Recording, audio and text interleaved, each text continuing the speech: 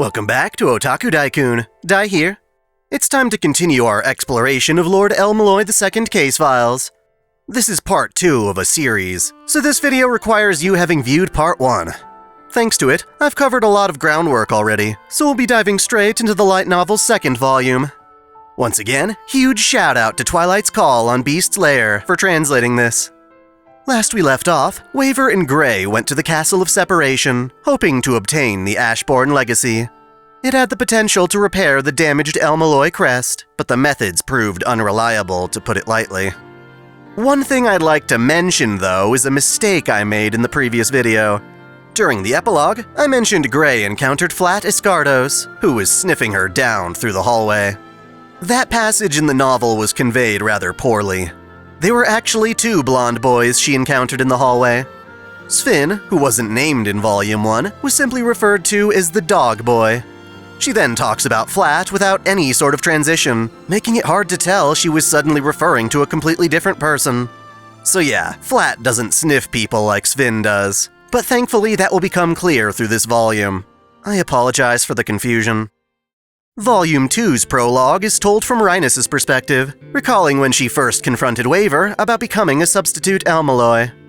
For as cute as Rhinus is, she's rather twisted, admitting to herself that she derives pleasure from other people's suffering. Not physically per se, but emotionally. That said, having a rotten personality is normal for mages, as she describes the El Malloys as a faction who gathered together to trip up others.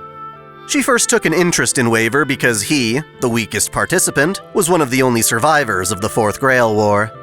Cainith's death brought on all sorts of problems. Who would succeed him? In his absence, the family lost mystic codes, property, and talents that had been passed down for generations. Rivals flocked in to steal whatever they could, and even branch families of the Archibalds took part. The other lords of the clock tower merely watched on, and they decided to let Waver teach in Cainith's abandoned classroom. Generally, while the clock tower is an educational establishment, actually attending classes isn't a requirement. In some cases, holding lectures is just a way for mages to recruit assistants. Thus, the lords gave Waver the classroom thinking little of it, and yet he blew those expectations out of the water.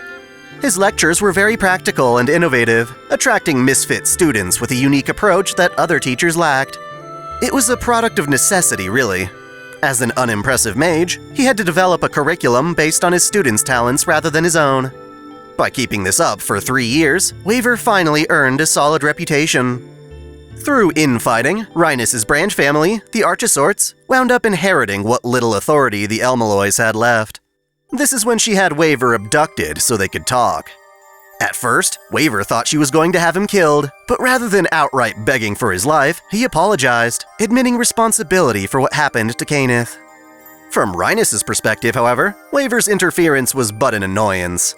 Cainith would have likely died anyway, as he was never specialized for combat in a war full of merciless killers. Even so, Waver admitted his fault and asked that he be spared because he still had something he needed to accomplish in life. Rhinus could tell that the war had made him more mature and determined. He was no longer the bratty teenager who stole Cainith's catalyst in a stubborn tantrum to prove himself. Since Waver was prepared to take responsibility anyway, Rhinus made her demands. Obviously, there's the issue of paying off the El Malloy faction's debts. Actually paying that off was obviously an impossible request, yet he accepted it anyway. Then there was the matter of Cainith's crest. It was recovered, but only about 1/10 of it remained. For an ordinary tuner of magic crests, it would take at least 3 generations to repair. Even though Waver had no means of doing so, he took on that task as well. Neither of those requests fazed him, but the third one, becoming Lord El Malloy II, had him drop to the floor. To top it off, Rhinus then made him into her personal tutor. It was all quite the unexpected development. The story continues from Rhinus' perspective, but in the current time. She returns home after meeting with the Trembelio faction. They send her and Tremau home on a coach drawn by 4 horses. This is rare even for royalty in England, so Rhinus interprets it as a threat, a power play to show how much stronger the Trembelio faction is. While the clock tower is a central hub for mages, its expanded campus continues out into the city. Norwick, or the Faculty of Modern Magecraft, occupies a dilapidated street which has never been renovated due to a lack of funding. It has a strong contrast between older and newer buildings. Shit's expensive, after all, making Rhinus admit that the very process of inflation is almost like a mystery of its own. As such, there's nothing remarkable about Modern Magecraft's territory, whereas the first faculty, Mysteel, or General Fundamentals, has its main building large enough to masquerade as a university of its own. After arriving back at the much smaller Norwick building, Rhinus spots Flat Escardos, the jovial dude in the previous volume's epilogue, sliding down the banister of a spiral staircase. He's on a crash course with Rhinus, but can't seem to slow down. She has Trimao come out and stop Flat with a raised hand. Just before the collision, though, Flat casts a float spell to slow his inertia. For as reckless as he is, Flat is a prodigy, able to pull out such spells on the fly in situations that would be hard to concentrate during. He's a genius idiot who has no specialty in magecraft. Every time he casts a spell, he creates a new magic formula that he can only ever use once. While this is impressive for spellcasting, he's utterly hopeless when it comes to martial arts. Apparently, Flat has made a habit of sliding down these stairs, claiming it would be rude not to use such a polished handrail. Another blonde student, around the same age, emerges from the classroom to confront Flat, irritated because Flat has angered Waver into giving them extra homework. This boy is Sven Glassite, and he's another brilliant mage. There are many forms of magecraft that draw from the bestial nature of animals, but in Sven's case, he can actually transform himself into an animal. In that regard, he's more of a vessel for magecraft rather than a conventional mage. He's become infatuated with Grey, since she too was created as a vessel to house King Arthur. That said, his behavior has branded him as a stalker, and Grey has a restraining order of sorts on him. The two of them form a legendary, yet infamous duo in Waver's classroom. They're constantly bickering with each other, often with Sven being irritated by Flat's childish nature. In this case, Flat is constantly referring to other people by nicknames he's given them, such as Lechien, Professor Charisma, Master V, Great Big Ben London Star, and Magica Disclosure. Frustrated, Sven shoots him with a Gundo shot, but Flat's amazing magic circuits provide a resistance to that shot's curse. Angered even more, Sven releases a roar of magical energy, but Rhinus has Trimao disperse it by becoming mist. Noticing her, Sven quickly apologizes for his outburst.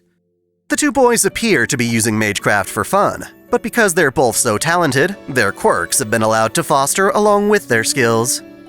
Rhinus heads to Waver's classroom and finds Grey polishing Waver's shoes. It's part of Grey's job as an apprentice, but it looks like she actually enjoys it and proceeds while humming a tune she heard from her village. Rhinus feels comfortable talking to Grey because they don't see each other as rival mages, and there are no politics between them. Beyond the lecture hall is Waver's office, which is filled with organized books. Everything in the room seems professional, all except for a portable gaming console in the corner. Inside, Waver is reading a recent publication from the California Convention, regarded as a hotspot for modern magecraft in the United States. Over the years, such publications have been regarded as more of an occult fascination rather than legitimate magecraft research, but he reads them anyway. Because Rhinus enjoys teasing and tormenting people, Waver's apparent disdain for her visit makes her happy. The two of them discuss Luvia's application. Normally, mages start with 4 years of general fundamentals, but talented students can take on multiple courses or even switch faculties on a whim. Of the 3 departments Luvia applied to, Waver intends on writing her a recommendation for mineralogy, which makes sense given her jewel magecraft. Dreading whatever task Rhinus has brought for him, Waver prods her to get to the point. Apparently, she wants to borrow Grey in order to attend a social gathering with the Trambelio faction. She'd normally turn down such an invitation, but financial matters make it a priority. Waver's reluctant to get his student involved, but before Rhinus can clarify her true intent, she asks him about the subject of beauty. As it pertains to magecraft, he suggests something like the golden ratio, a spiral drawn between rectangles based on the Fibonacci sequence. Throughout history, this ratio, 1.618, has been associated with beauty, often used in famous architecture. The ease at which he draws this shape is expected of a mage. Their skills for drawing magic circles is so important that many mages would do well as surveyors. Other forms of relevant beauty include the wings of a dragonfly, a honeycomb, tornadoes, and even stars in the Milky Way. There's a mathematical correlation to beautiful arrangements in magecraft, with stability being a key factor. Another factor of beauty is fashion, which is temporal, in that what is considered beautiful in fashion changes over the years. These things depend on the collective unconscious of humanity, which is also a driving force behind mystery. Even religion can be described in terms of fashion, with different variations of religious study emerging to fit the needs and demands of its followers. The kind of beauty Rhinus is inquiring about, however, are the traits that make someone personify beauty, that being figures like Cleopatra, Yang Guife, and Helen of Troy. Even their traits seem to change in the same way as fashion, but what if there were a true magic that could make one beautiful, independent from those changing standards? This clues Waver into the social gathering being about the gold and silver princesses, a supreme beauty thought capable of reaching the root. By embodying every possibility, said beauty would incorporate all the standards of beauty, an ambiguous form that pictures could never properly describe. Rhinus wants an additional bodyguard for this gathering, but Waver tells her to just ask Gray directly. The issue is that Rhinus isn't used to asking favors of friends. Luckily, spurred on by Ad, Gray was listening in on their conversation and offers to go. Before heading out, Rhinus informs Waver that the association has already chosen its representatives for the Fifth Holy Grail War. Those familiar with Fate Stay Night know they chose one of their enforcers, Bazette Fraga McRemitz. Acting like this news doesn't faze him, Waver says there are other ways of getting in, and that he still has to fulfill his obligations to the Elmaloy family. It's a naive claim, as solving the debt and crest issues aren't something he can resolve so quickly.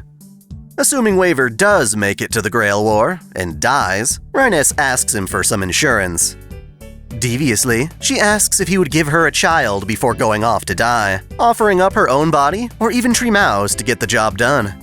Wait, what? I didn't realize you could fuck Trimau. She's a big blob of mercury after all. That doesn't seem healthy at all, but YOLO, I guess? Reasonably flustered, Waver defends himself by mentioning his crappy magic circuits, to which Rhinus declares she'd just use the child to start a new branch family for political reasons, not for her legacy as a mage. She's such a tease. Anyway, Gray blushes as Rhinus takes her by the hand and drags her out of the classroom. The following day, the two girls hop on a train out of London.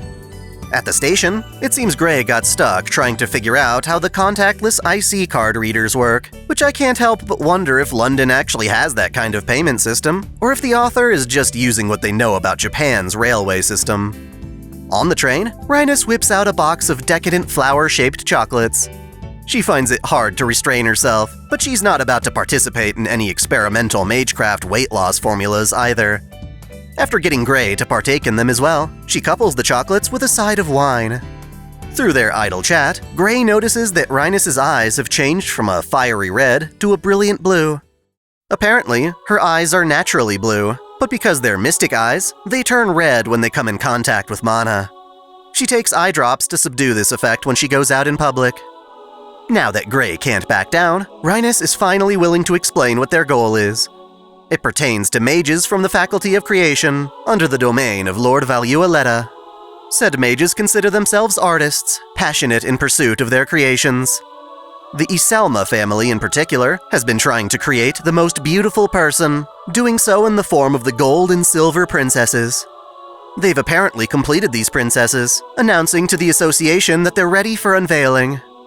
Gray figures she's along for the ride because something dangerous might happen. Rumor has it that a mage of the Grand rank is going to attend, which has everyone concerned. Mages at the Clock Tower are divided into a ranking system. From the bottom are Flame-ranked, also called Youngest Child. A step up from that is Count, or Eldest Child.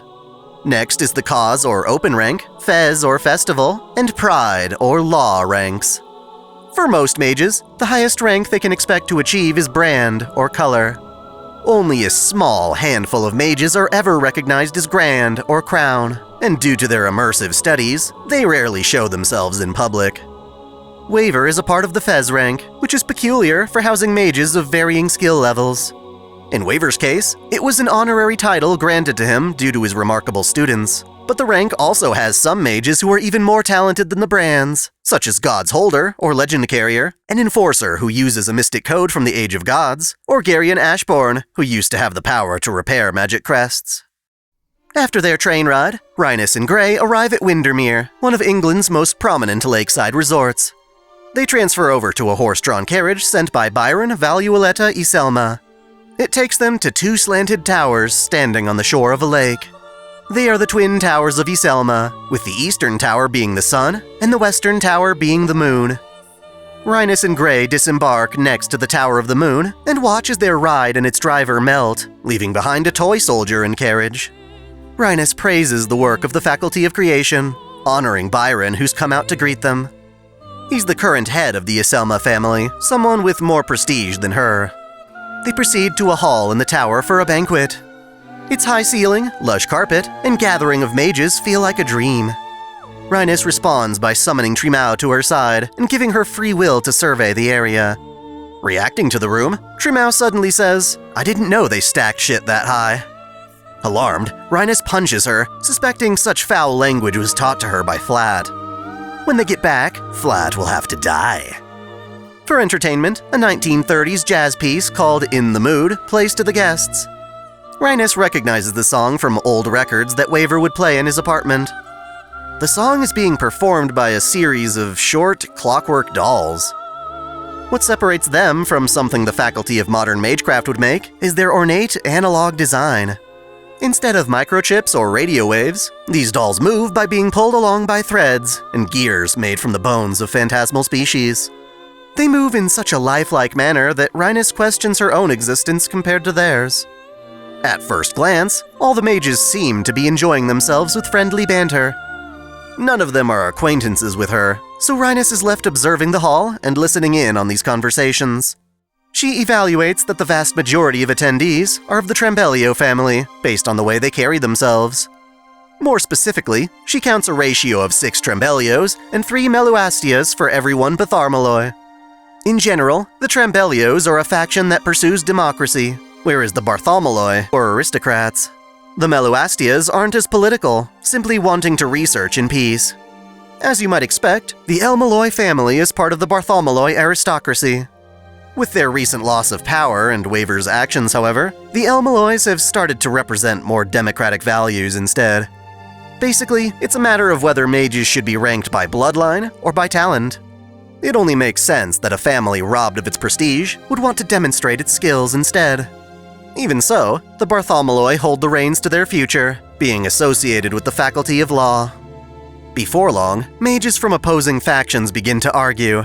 A fight nearly breaks out, but is interrupted by an especially drunk guest who stumbles into the fray, falls over, and begins crawling about like a caterpillar.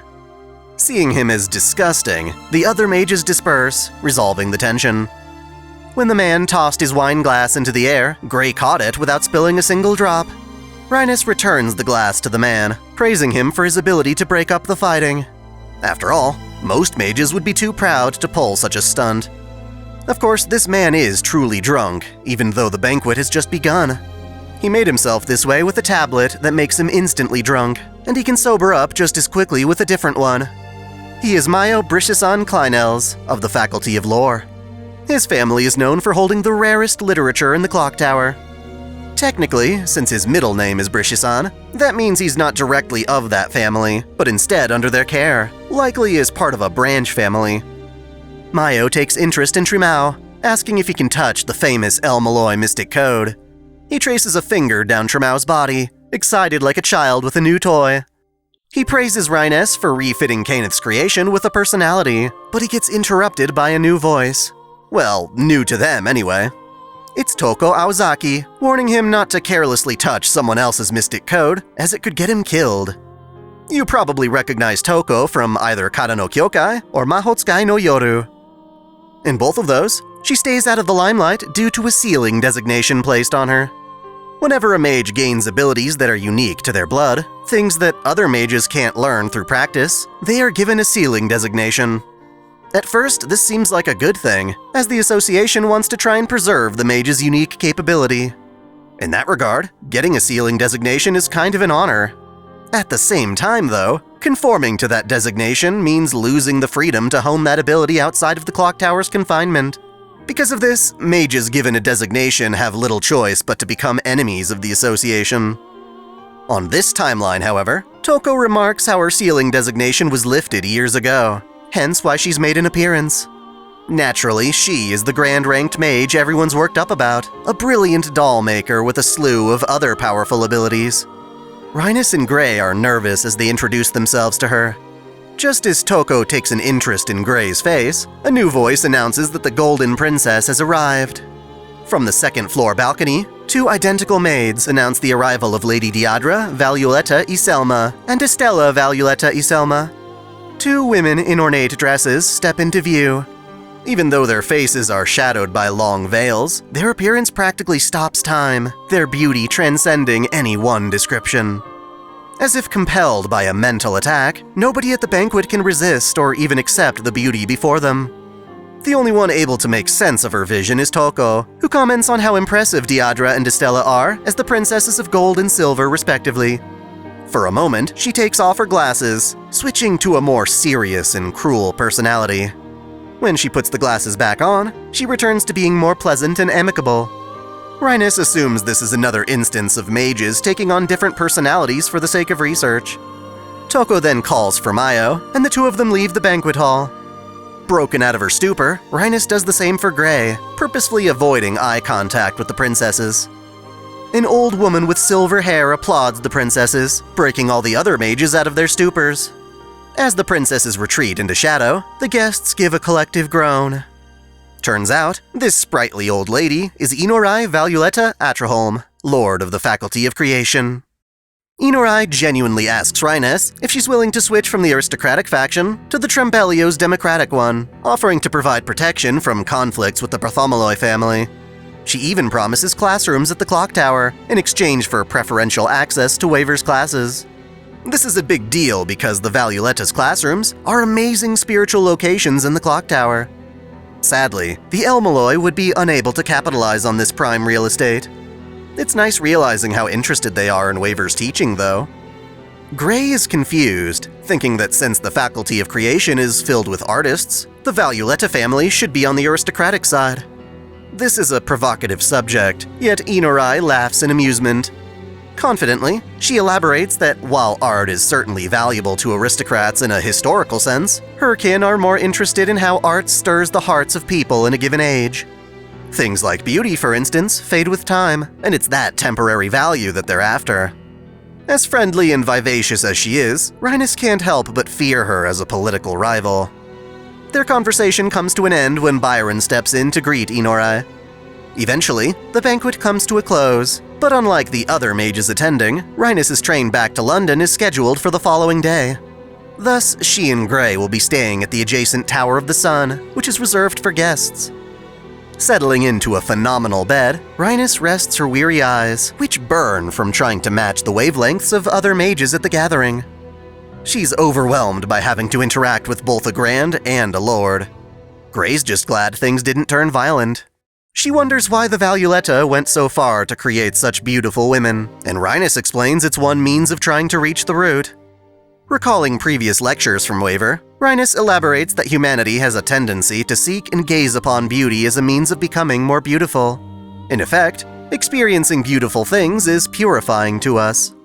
Following that logic, if one could look upon something of extreme beauty, perhaps one could ascend to a higher state of being.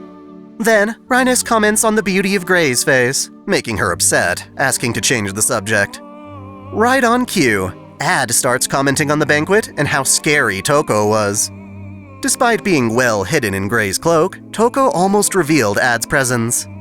Just as Rhinus is about to share more info on Toko, Trimau reports that two people are approaching their room. They all take caution, but allow their visitors entry. Kalina, one of the maids tending to the princesses, steps into the room, escorting Diadra, the Princess of Gold. Once again, gazing upon Diadra is like falling to a spell of charm. It's weaker this time, allowing Rhinus to actually hold a conversation. Diadra has come to speak with her, but Kalina requests Gray leave the room first. Rhinus refuses, vouching that her escort is trustworthy. As such, Diadra settles for having Colleen step out of the room.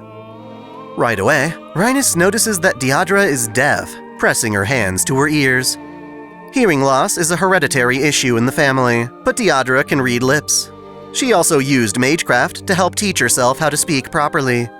It was essentially feeding information directly to her brain, which is totally possible with the aid of a telepath. After exchanging pleasantries, Deirdre confesses that she's here to seek asylum with the El Malloy faction. She wants to protect her sister Estella, the Princess of Silver, and herself from further bodily modification from Lord Byron. Often, being the heir to a mage lineage is a painful process. Harsh training, the transferal of magic crests along with drugs, and even making alterations to the brain and organs are common. It's a sacrifice that young mages make in order to uphold their family legacy. Deirdre explains that she and her sister are normally fine offering their bodies up for the sake of their family, but recently their father Byron's methods have become ineffective. Their bodies haven't been progressing through these modifications, and so Byron has ramped up the intensity of these alterations to compensate. Fearing danger, Deirdre and her sister want to escape that torment, worried that at this rate, one of them is bound to die. She could possibly turn to Lady Inorai for assistance, but given Byron's high standing in the family, she doubts Inorai would defy him. Put in another way, high-ranking mages don't get very far by being ethical. If prestige is on the line, even someone like Inorai would be willing to look the other way. Of course, the princesses would be a valuable commodity to the Bartholomew clan as well, so there's no guarantee they wouldn't be just as cruel. Deirdre's goal, however, is to strike a deal with them. Even though Rhinus has little influence on the aristocratic faction, Deirdre believes being taken in by the El Malloy family would be a worthy advantage. Rhinus tries to reject the proposal, citing a need to avoid war between factions. As a final effort, Deirdre offers compensation, asking Rhinus to reconvene at her room in the morning. There, they can safely discuss things further. As Deirdre leaves for the night, Rhinus feels it painful to let her go. Her beauty is just that compelling. Making a decision on this matter is too much for Rhinus to bear, so she retires for the night, hoping their meeting tomorrow will provide some clarity. Meanwhile, Toko Aozaki pleasantly takes a walk outside the towers, stepping through the fog and flowers. Not long after, her foot plants in what seems to be collapsing sand, and her location is discovered by Inorai. The old lady is also taking a stroll, listening to an iPod of all things. While most mages are reluctant to embrace new technology, Inorai enjoys modern luxuries, listening to rock music during the night. Turns out, Inorai used to be Toko's teacher, and their reunion here reminds Toko of her days at the clock tower, studying alongside Soren Araya and Cornelius Alba. Specifically, the three of them studied rune magecraft together for a time. After Toko's sealing designation was revoked, she attempted to live in isolation, but ultimately couldn't help getting involved in matters of magecraft. She and Inorai banter about the past and where they've wound up. When Toko reaches for her cigarettes, Inorai offers up a box of her own. It's the exact same brand, one with a yin-yang on it. Years ago, Toko had left them in the lab, and Inorai kept them dry with a spell. This is Toko's preferred brand, but when Inorai takes a drag, she remarks how disgusting they are.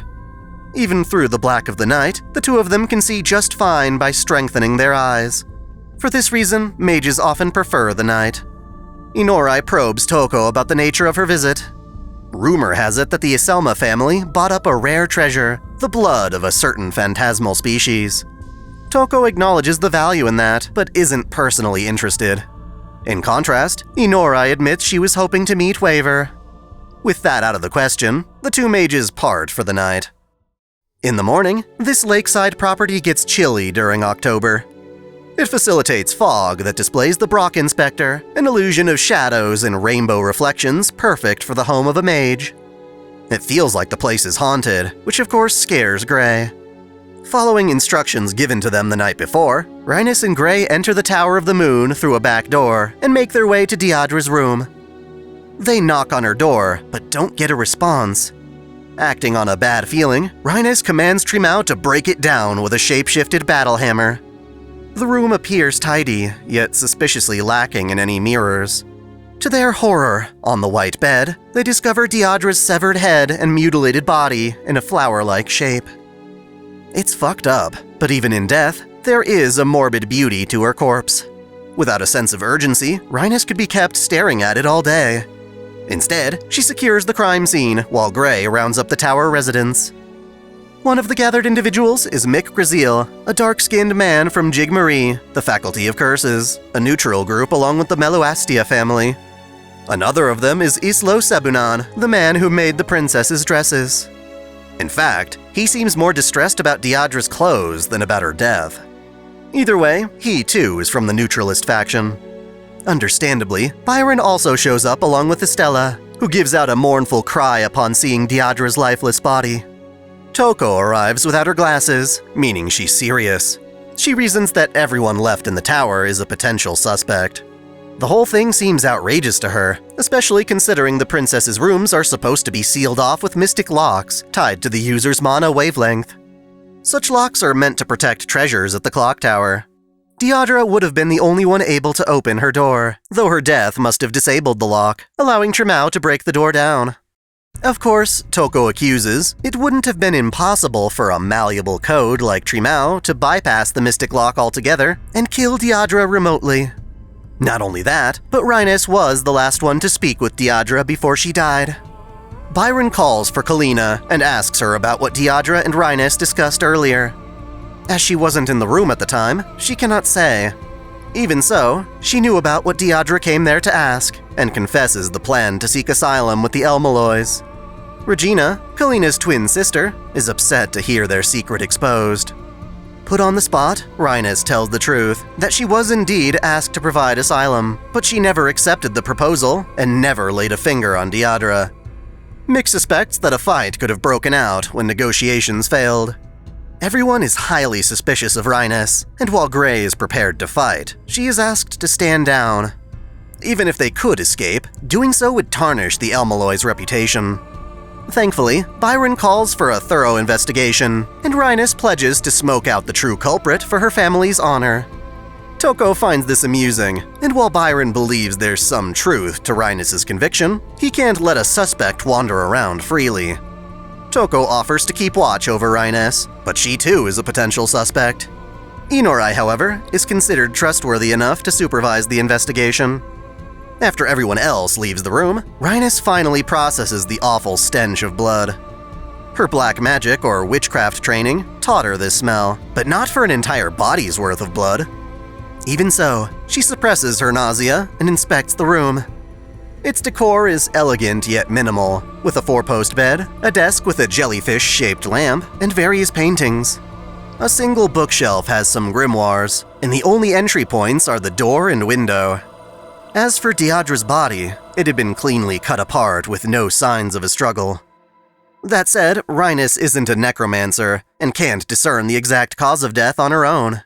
She has Trimao gather the individual body parts. What stands out as odd is the fact that Diadra sealed herself in a closed room.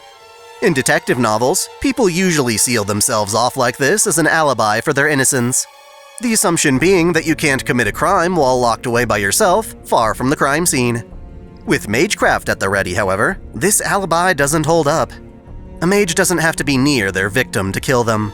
They can do shit like manipulating water in the bloodstream to force someone into having a stroke.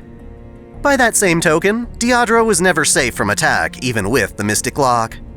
Next, Rhinus wonders why there aren't any mirrors, to which Inorai guesses someone that beautiful would only turn into a narcissist staring at herself all the time. As Rhinus continues inspecting, Inorai asks if she's serious about reviving the Elmaloy family. She admits that she has no special interest in the Elmaloys, but its recent fallout has left her being the most compatible with the family's source crest. This is because the Elmaloys and their branch families use a practice called crest splitting. In the old days, mages would first develop their magic crest by implanting part of a mystic code or phantasmal species into themselves. It was an agonizing practice that isn't really used anymore. Now, mages create new magic crests by inheriting a small piece of another family's crest. It's a lot like taking a plant's seed and using it to grow a whole new plant. These mages won't inherit any abilities, but it's a safe way to start a new crest from the ground up.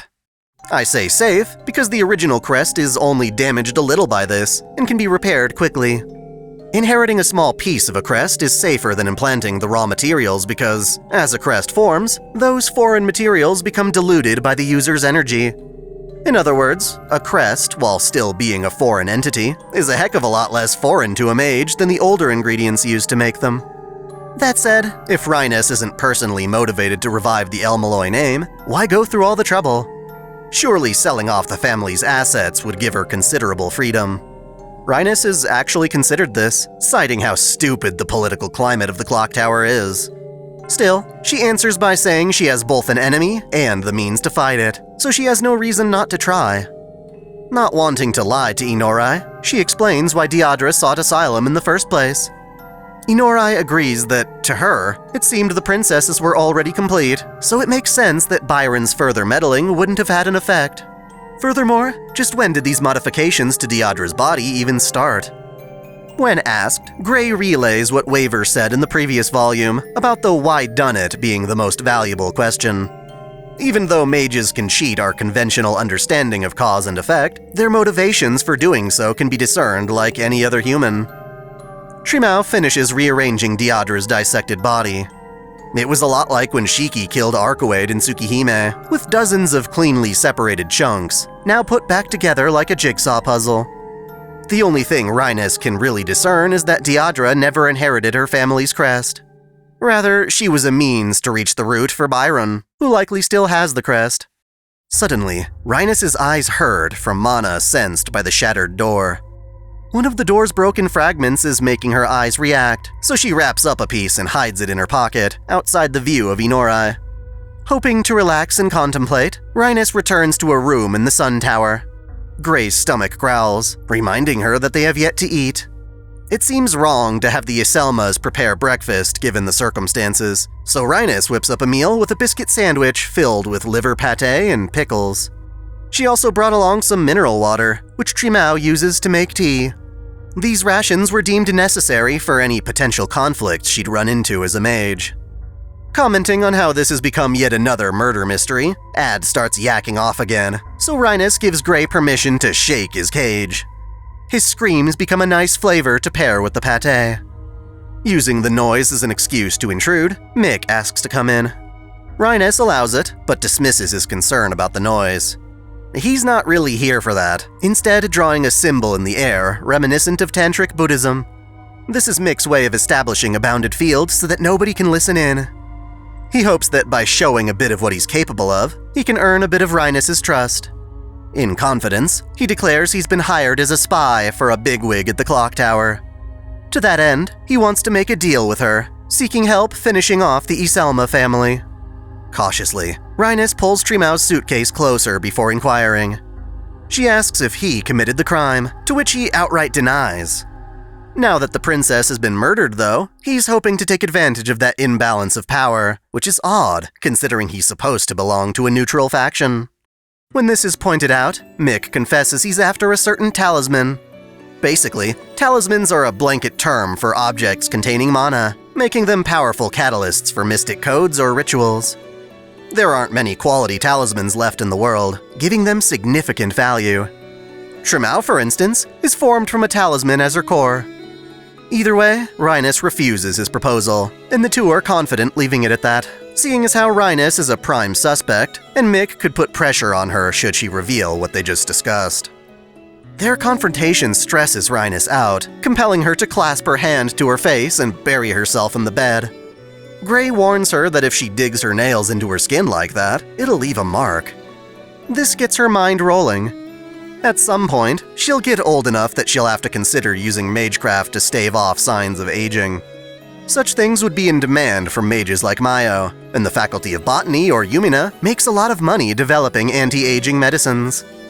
This train of thought gives Rhinus an idea to look for footprints outside the Moon Tower. Sure enough, a trail is uncovered, and Rhinus has Trimao observe it. With just a moment of analysis, Trimao is able to identify one specific set of prints belonging to Diadra out of over 10 other distinctive patterns.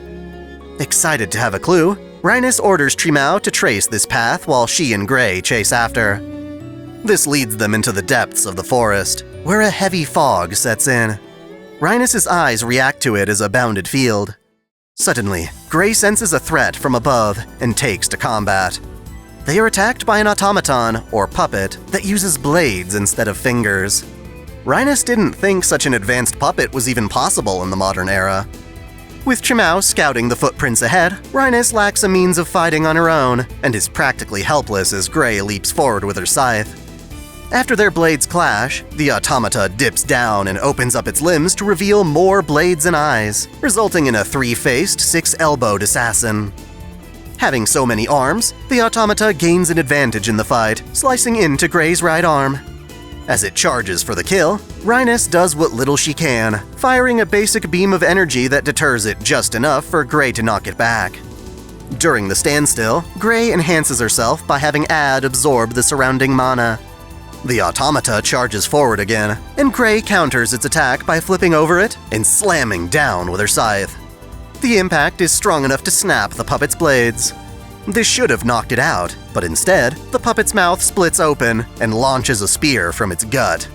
Gray dodges backwards, and the puppet uses this as a chance to flee up into the trees. Continuing on, Rhinus searches for Trimao with an amethyst chain used for dowsing. Thanks to Gray absorbing the surrounding mana, the fog is weakened enough for Rhinus to clear their path forward. They catch up with Trimao at a natural spring. There, Rhinus is shocked to see that Trimao has blood on her hands, and that one of the two twin maids is floating dead in the water.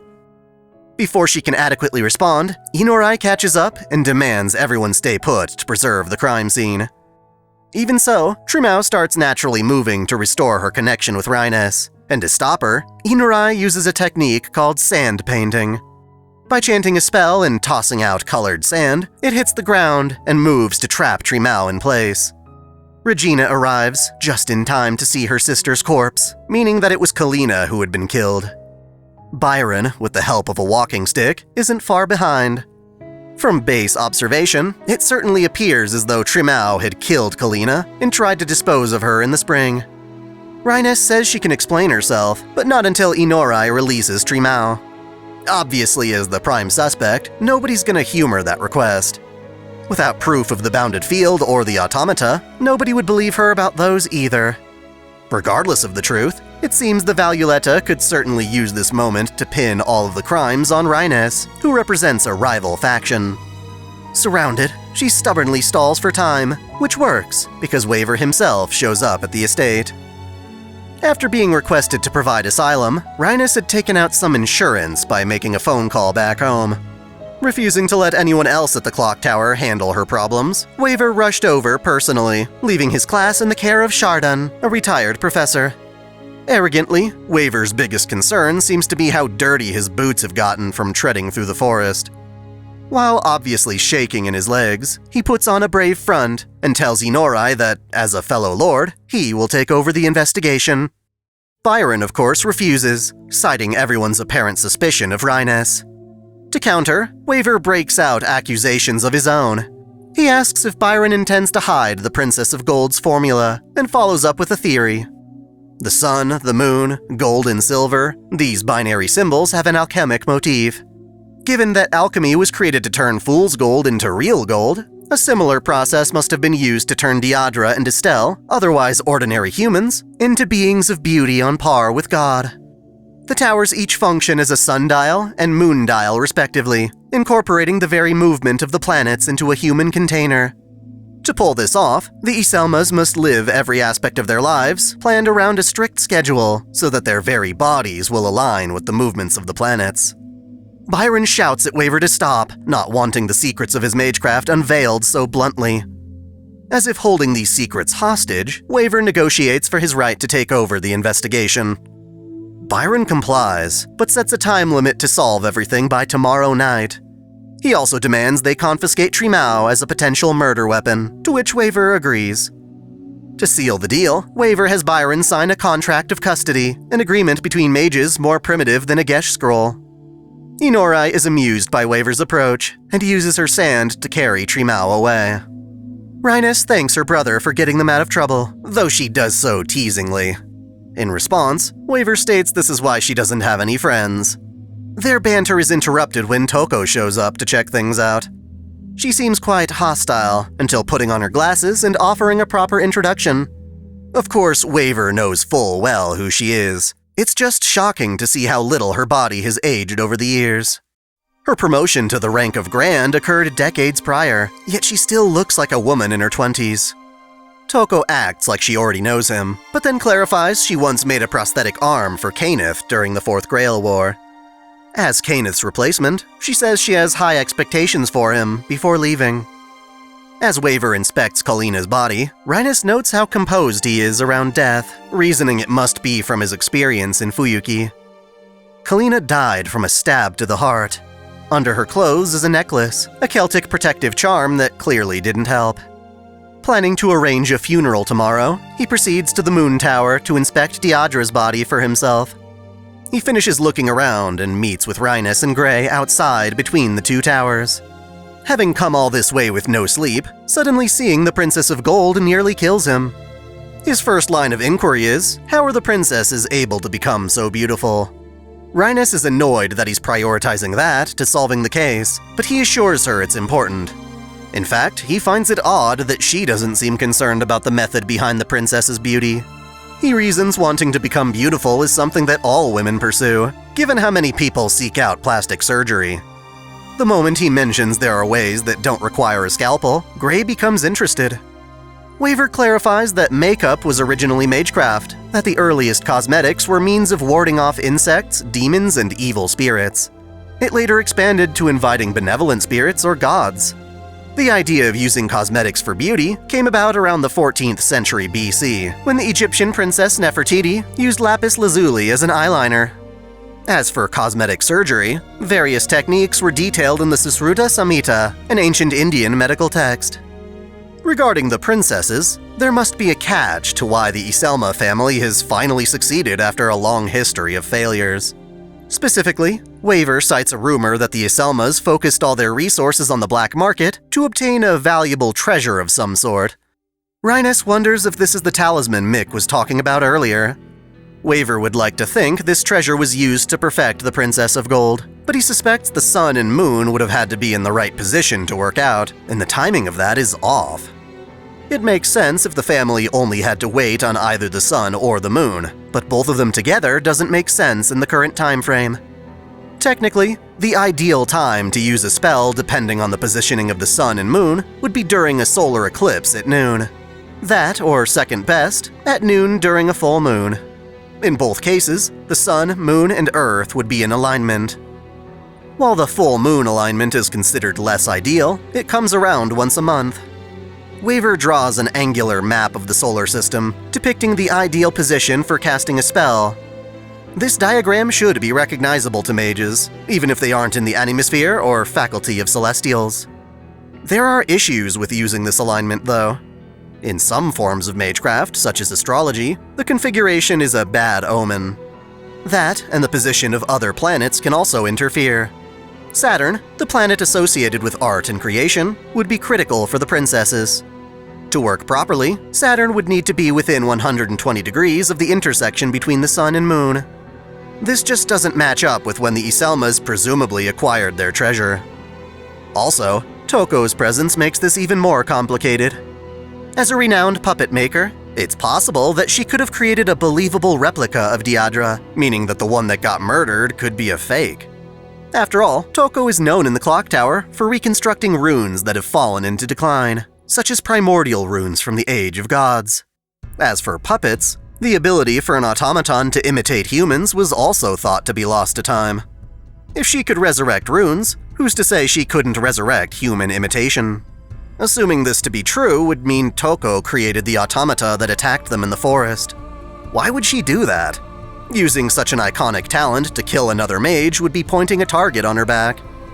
When this logic screeches to a halt, Rhinus pulls out the splintered piece of the door she recovered earlier this morning.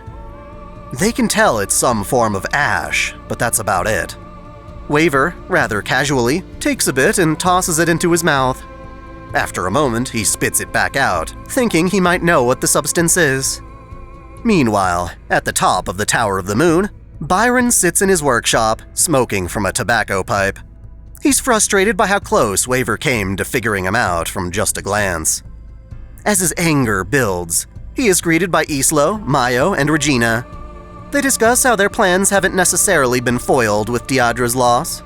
Their spare, Estella, is still alive after all, and Islo has prepared a perfect dress for her.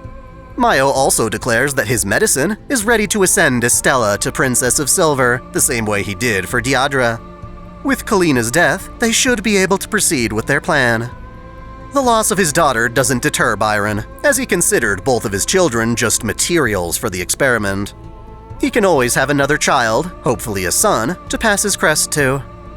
Despite the culprit behind Diadra's murder still at large, he instructs Islo and Mayo not to be concerned. He still has plans regarding that. While most guests of the towers stay in the Sun Tower, Toko's room is in the Tower of the Moon. This is because she's invited on occasion to advise the family on magecraft, and she's used this room long enough for it to reflect her tastes. Namely, her room is filled with fascinating antiques. The most interesting one is an old real-type projector that the Iselmas use despite it being nearly 100 years old. Eccentrically, Toko speaks to the projector as though it were alive. An ominous figure then appears in the doorway, claiming not to be the culprit. Toko doesn't care though. From the start, all of this has just been a war between factions. That said, the ominous figure offers her a considerable fee to become Waver's enemy. At the same time, in the forest east of the Tower of the Sun, Inorai secretly consults Mick. Mick tries to assert that Waver's presence isn't a threat, at least not to their plans. Tomorrow is expected to be intense, so Mick aims to call for his employer, the bigwig he mentioned earlier. The sun goes down as Waver, Rhinus, and Gray accomplish little more than explore different theories. As shadows spread across the ground, they notice one of the shadows expanding in an unpredictable direction. With a spell, Waver creates a flame at the tip of his cigar and places it inside the shadow. It screams out in pain, revealing a familiar face. It's Flatus Gardos, using illusion magecraft. Following behind is a disgruntled Sven. As soon as he lands his sights on Gray, he begins to lust after her like a dog in heat. Seeing how this makes Gray uncomfortable, Waver snaps Sven to attention. He recruited the two students to look into something in London, but they've ignored his warning not to come visit in person. Either way, Sven hands over a sheet of paper with their results, something that will come in handy turning the tables. In a hotel by Windermere Station, a young man speaks through an expensive cell phone held up by a bejeweled maidservant. On the other line is Inorai, who assures him he doesn't need to intervene. Despite being pleased by this news, the man still plans to appear in person to harvest the fruits of his labor and punish the Iselma family for refusing to work with him. Oh, we know this asshole. It's Atram Galliasta, the guy who goes on to summon Medea in the Fifth Holy Grail War and gets killed for treating her like crap. I hate this guy, especially for how he never seems satisfied by all the sexy as hell women that tend to him. Now, if you thought this princess business would be wrapped up in a single volume, think again.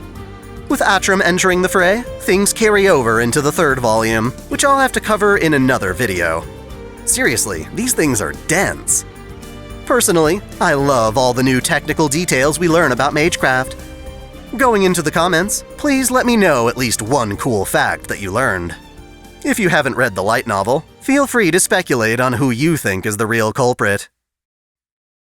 Before I go ahead and roll the credits, I want to give a special shout out to all my $10 and up supporters. VideoGamer75, C. James Torley, Stephen Elak, Samuel Gersten, Otaku Mom, Jens Bauman, Mystic Samurai 1983, Freebrick, Cosmonaut, RNGer Shuffles 1498, Alexis Yukio Gomez Yamato, Johnny Tsunami, Link Pendrago, Caitlin P, Vladimir Rovna, Succubus Sakura, Normace, and SF Giants fan Mike.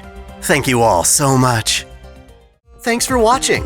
If you enjoy this channel, help us grow by liking, commenting, sharing the video, subscribing to Otaku Daikun, and most of all, smashing that notification bell so you don't miss out on all of our anime discussion, lore, or Let's Play content. You can support us directly through Patreon, Subscribestar, or our YouTube membership, all of which come with benefits like exclusive vids and early access. As always, celebrate your fandom!